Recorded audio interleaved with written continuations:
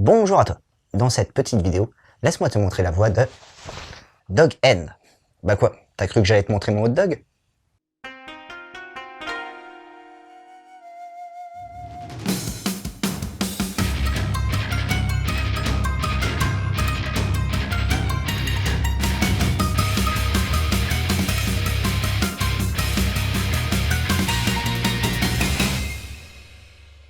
L'heure est grave, car l'inspecteur Hattori se voit assigner une mission de protection des plus ultra secrètes. Et quand je dis ultra secrète, c'est pas rien, car il va devoir protéger la jeune Mana, qui n'est autre que la fille d'un des plus puissants clans mafieux. Et en plus, vu que son père vient de mourir, et que la seule héritière, c'est elle, ça va faire des envieux. Pour la traquer, ce n'est autre que la Ligue des Assassins qui va être envoyée. Rien que ça. Cette mission s'annonce donc périlleuse. En plus, il se voit contraint de s'allier avec un assassin légendaire, qui est retenu dans le sous-sol de la police, et qui n'est autre que Kurumaru Wakatsuki, alias Black Dog. Un personnage atypique dont le comportement va vite te taper sur les nerfs de Hattori. Mais ce duo sera-t-il vraiment de taille à affronter la Ligue des Assassins? Pour le savoir, va falloir que tu te penches sur ce manga.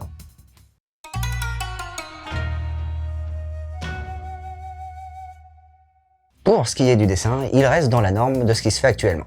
C'est-à-dire que l'on retrouve un trait fin et léger avec un peu de détail et un petit effet de lumière sur les cheveux. Les ombrages mis en place sont surtout là pour accentuer les expressions et ne sont pas présents pour donner du relief sur les visages. De plus, on notera que sur certains passages, le personnage de Kurumaru tire vers la caricature avec des yeux exorbités par exemple. Ceci est d'ailleurs en lien avec son caractère qui nous fait penser à un ado de 16 ans fan de jeux vidéo. Je te rassure, on est dans le stéréotype. Pour ce qui est des arrière-plans, ils sont assez réalistes et pas mal fournis. Cela nous permet donc de mieux nous plonger dans l'ambiance du lieu. Le thème de ce manga étant pas mal porté sur l'action, on pourrait croire que le Nemu va être truffé de superpositions qui nous donneraient l'impression que ça part dans tous les sens. Et là, c'est tout le contraire. La composition des pages est très rectiligne, avec quand même quelques superpositions. On sent que ça pose bien le scénario, c'est d'ailleurs bien agréable à la lecture. Au passage, les onomatopées d'origine ont été conservées mais bénéficient d'une traduction, ce qui n'est pas très judicieux, et a tendance à surcharger les cases. Et surtout, voir marqué par exemple murmure 3 fois dans la même vignette, c'est peut-être pas le mieux pour le lecteur. La jaquette, quant à elle, est somme toute relativement simple et reste fidèle à celle d'origine.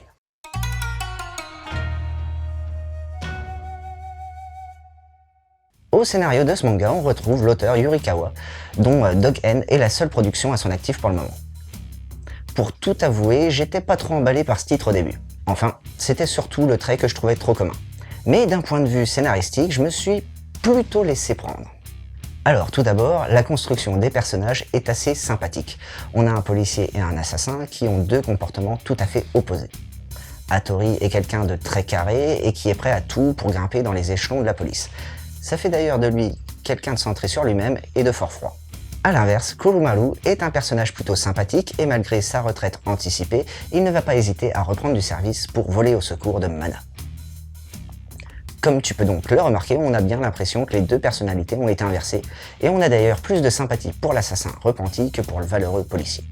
Pour ce qui est du personnage de Mana, il reste pour le moment au second plan, et sert plutôt d'élément déclencheur dans ce premier volume.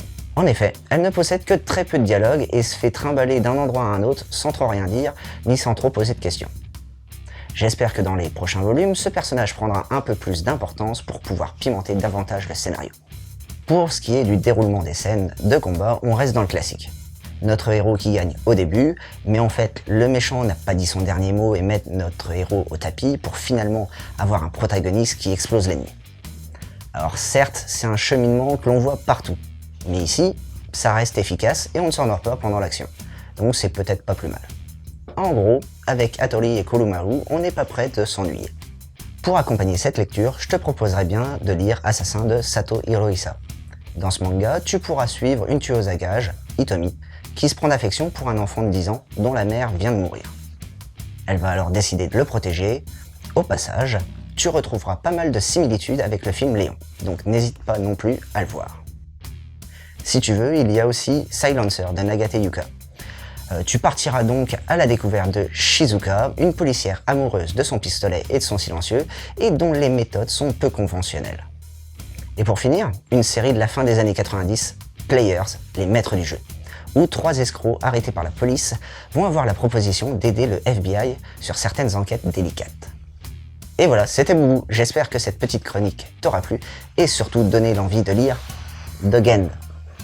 Allez, sur ce, je te laisse, et surtout, n'oublie pas de suivre la voie du manga.